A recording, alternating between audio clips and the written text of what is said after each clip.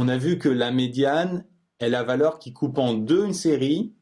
Les quartiles sont les valeurs qui coupent en quatre une série. Les quartiles se trouvent presque comme la médiane.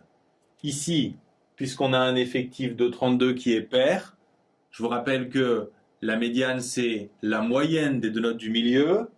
La première de ces deux notes, on l'obtient en faisant l'effectif sur 2. Et ensuite, on fait la moyenne avec la note suivante. On n'oublie surtout pas de lire la 16e et la 17e note dans le tableau grâce à la ligne des effectifs cumulés croissants. La 16e et la 17e sont toutes les deux égales à 13, donc la médiane, c'est 13. Si on veut le premier quartile, on veut le premier quart de la classe. Donc au lieu de couper l'effectif en 2, on va tout simplement le couper en 4. Attention, le premier quartile, ce n'est pas 8, c'est la 8e note qu'il faut aller lire dans le tableau. Donc la 8e note, c'est 9.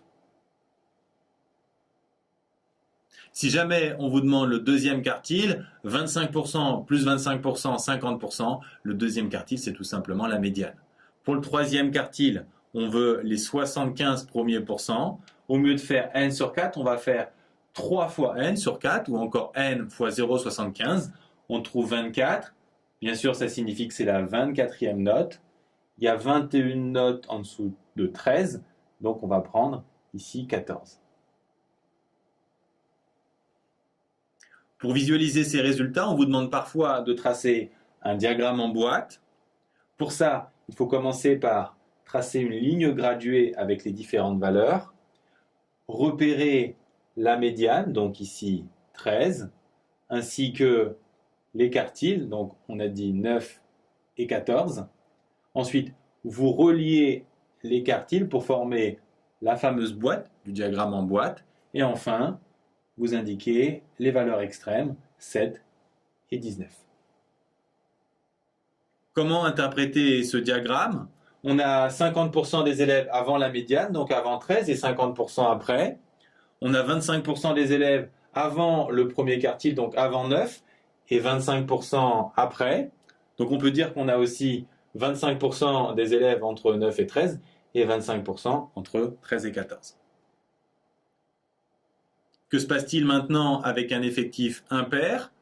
Pour la médiane, on se rappelle qu'il y a une seule note au milieu qu'on obtient en faisant l'effectif plus 1 sur 2. On obtient 36.